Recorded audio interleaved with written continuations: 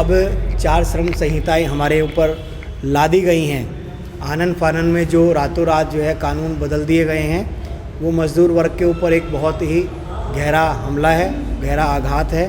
और आने वाले समय में मज़दूर वर्ग को इससे बहुत ज़्यादा मुश्किलों का सामना करना पड़ेगा। 30 जनवरी को हम लोग जो है ऑल इंडिया लेवल्स पर सभी लोगों को इनवाइट करने जा रहे हैं।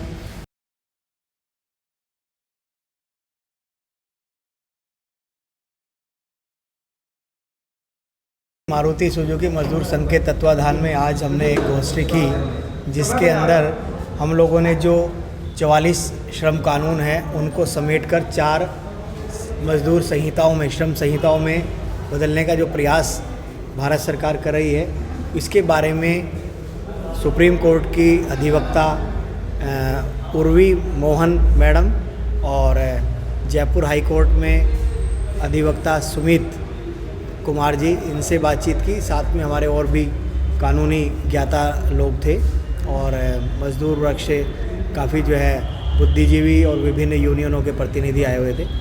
इस सेमिनार में या इस गोष्ठी में हमने कुल मिलाकर ये चीज़ जानी है कि जो अब 4 श्रम संहिताएं हमारे ऊपर लादी गई हैं, आनन फानन में जो रातों रात जो है कानून बदल दिए गए हैं, वो मज़दूर वर्ग के ऊपर एक बहुत ही गहरा हमला है, गहरा आघात है।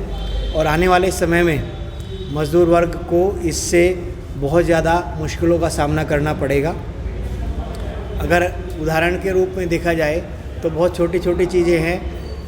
मज़दूर का ये मौलिक अधिकार होता है कि यदि उसकी मांगों को नहीं माना जा रहा है या उस पर दमनकारी नीतियों का लागू किया जा रहा है, तो उसके खिलाफ़ वो आवाज़ उठा सके या उसके खिलाफ़ अपनी हड़ताल को अंजाम दे सके।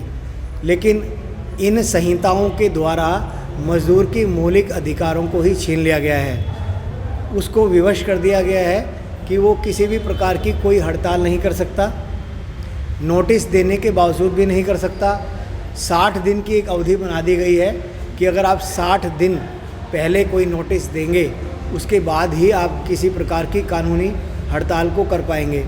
अब आप मुझे ये बताइए कि यदि 60 दिन का जो है हम अवकाश देते हैं या पीरियड देते हैं और उसके बाद कोई हड़ताल पे जाता है, तो वो किस तरीके से संभव होगा।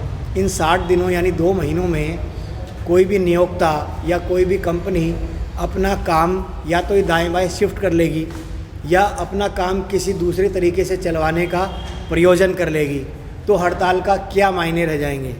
इसके साथ बहुत सारी चीज़ें और इसमें जोड़ दी गई हैं, जैसे कि पहले 100 वर्कर्स तक यूनियन बन सकती थी या यूनियन के लोगों को या वहाँ के कर्मचारियों को निकालने के लिए गवर्नमेंट से परमिशन लेनी पड़ती थी। अब इस संख्या को बढ़ाकर 300 कर दिया है, यानी जितनी भी छोटी छोटी इकाइयाँ हैं, छोटे छोटे कंपनियाँ हैं, वो सारी इस तरीके से बिल्कुल ख़त्म हो जाएंगी। अगर आप 299 वर्कर्स तक कोई भी कंपनी में आप काम कराओ, उसके बाद में आप कोई दूसरी छोटी कंपनी लगा लो। इस तरीके से जो बिल्कुल छोटे उद्योग हैं उनके ऊपर तो बिल्कुल जो हमला है, उनको ख़त्म करने का पूरा प्रावधान है। अंतिम बात ये बताइए कि आगे की रणनीति क्या है आप लोगों की?